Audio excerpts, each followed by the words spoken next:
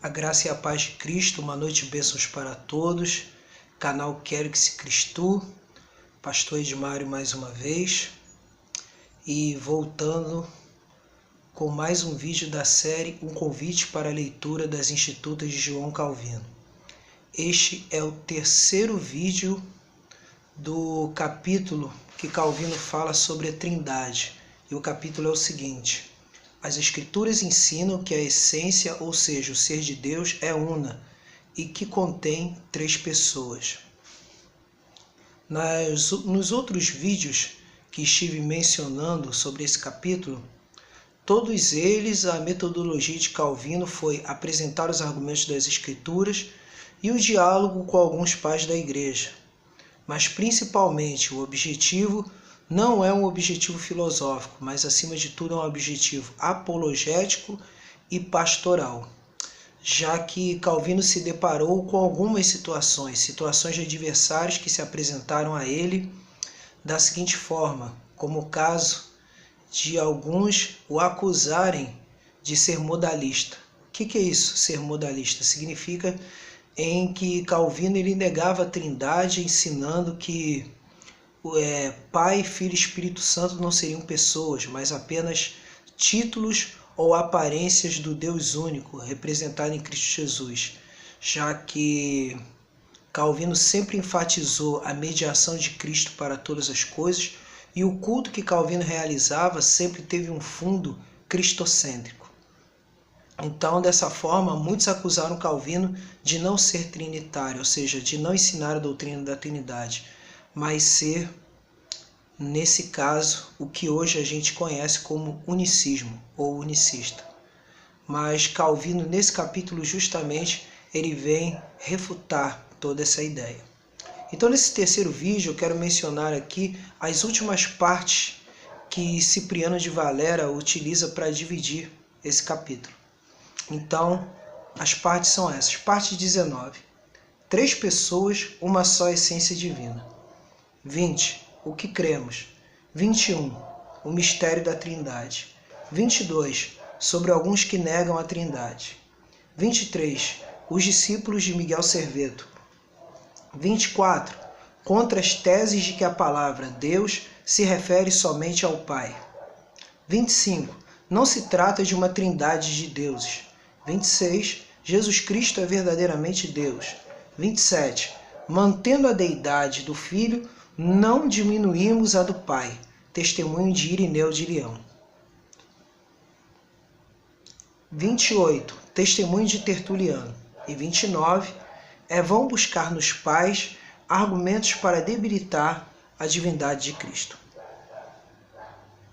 Quer dizer, que se pode ser destacado nesses últimos momentos desse capítulo, ou nestas últimas partes, é a seguinte: é de que Calvino ele tem uma grande preocupação em dialogar com os pais da igreja.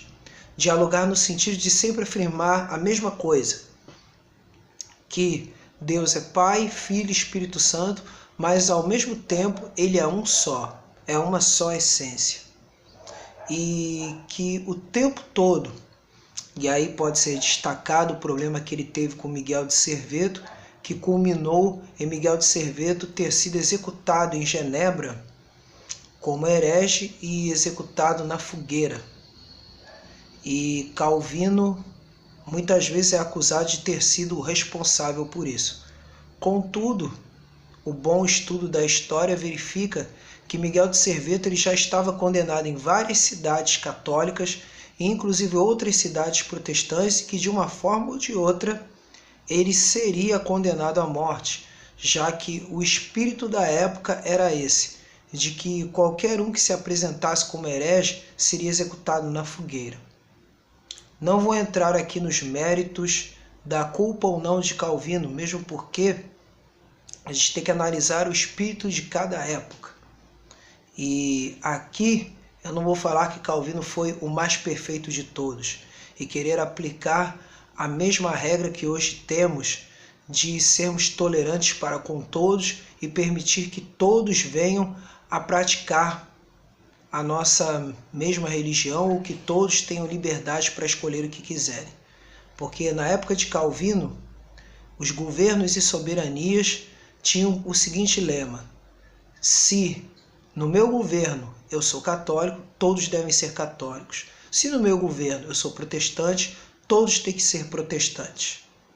Então, nesse sentido aí, pode ser dito que o liberalismo e o iluminismo contribuíram para hoje o que a gente conhece como tolerância religiosa. Mas nessa época não se existia isso. Não se existia. E mesmo Calvino, se ele quisesse mesmo ser o soberano da cidade, ele não poderia, já que muitos planos, muitos sonhos ele tinha para Genebra, mas ele sempre tinha que ter a aprovação do conselho da cidade. E era o conselho da cidade que decidia tudo. Mas voltando à questão Serveto. Serveto ele ensinava que Jesus Cristo não poderia ser chamado de Pai e muito menos o Espírito Santo, já que todos eles na realidade eram criaturas da parte de Deus. Era assim que ensinava Serveto. E todas as criaturas eram coeternas com Deus e consubstanciais com Deus. Então isso significaria o seguinte: tanto o Filho quanto o Espírito Santo e todas as demais criaturas eram coeternas com Deus por serem apenas criaturas. E só o Pai verdadeiramente podia ser chamado de Deus. E houveram discípulos dele que mantiveram este mesmo ensino. E aí Calvino refuta todos eles, utilizando-se tanto do testemunho dos pais da igreja, quanto principalmente do testemunho escriturístico, principalmente João capítulo 1, que vai falar sobre o verbo divino. Nos versículos 1 e 2 vai dizer que no princípio era o verbo, e o verbo estava com Deus e o verbo era Deus. E nada do que se foi feito se não fosse por ele, pelo verbo. Então, de fato, Calvino vai enfatizar tudo isso. Calvino também vai citar os testemunhos de Irineu de Leão e o testemunho de Tertuliano, sendo que alguns falam, no caso que Calvino está falando, que aqueles que defendiam que Irineu de Leão não falou de trindade, esqueceram de um ponto principal, de que a obra principal de Irineu de Leão, que seria a obra contra os hereges, ela estava refutando na época os gnosticistas que afirmavam que o Deus do Antigo Testamento não era o mesmo Deus de Jesus Cristo. Daí a abordagem de Irineu de Leão falando que o mesmo Deus do Antigo Testamento é o mesmo Deus uno do Novo Testamento. Então são situações diferentes. E no caso de Tertuliano, ao mesmo tempo que Tertuliano falava da unidade de Deus, ele também quis deixar bem clara a distinção entre Pai, Filho e Espírito Santo. Então quer dizer, de uma forma ou de outra, que pode ser destacado aqui, e eu quero até destacar aqui, já que todas as edições que eu recomendo a vocês das institutas, que estão na descrição, todas elas são essas que são acessíveis comprando na internet. E as que eu tenho de fato, é no caso aqui, uma delas que eu tenho é essa, tá? No caso aqui, é o ensino sobre o cristianismo de J.P. Wiles, né? Bem, vocês podem ver que esse vídeo aqui é caseiro, então o sentido da leitura aqui acaba sendo reverso, né? Mas já se sabe, eu tenho esse e tenho a edição de Cipriano de Valera. Então eu vou ler aqui, né, o finalzinho desse capítulo, parafraseado, que foi o primeiro contato que eu tive com as institutas, foi justamente através dessa versão parafraseada, né? Então eu vou ler aqui o último parágrafo aqui dessa obra parafraseada de J.P. Wiles. Portanto, que todos quanto amam a sobriedade aprendam em poucas palavras o que convém saber. Isto é, quando professamos que cremos num só Deus, queremos dizer com o termo Deus um ser único e indiviso, em que há três pessoas. E, portanto, quando usamos o vocábulo Deus de modo indefinido, queremos dizer o Filho e o Espírito Santo quanto Pai. No entanto, visto que a distinção entre os três necessariamente implica numa certa ordem, quando o Pai é mencionado juntamente com o Filho ou com o Espírito, atribuímos o nome Deus, especialmente ao Pai, dizendo o Filho de Deus, o Espírito de Deus.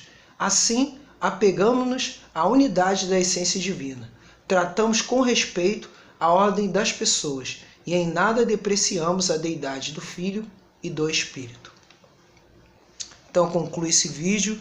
Me perdoem por ele ter sido um pouquinho mais longo do que o nosso plano original de 7 minutos, mas espero que já nos próximos vídeos eu volte a estar dentro do limite de 7 minutos. Então, se você gostou, marque lá como gostei, tá? Curta e, se puder, também compartilhe, tá? E quaisquer dúvidas é só entrar via e-mail pregadorfiel1645@gmail.com. Deus vos abençoe a todos. Pastor Edmário mais uma vez. Até o próximo vídeo, que já será o vídeo sobre o capítulo 14 das Institutas do livro 1. Graça e paz.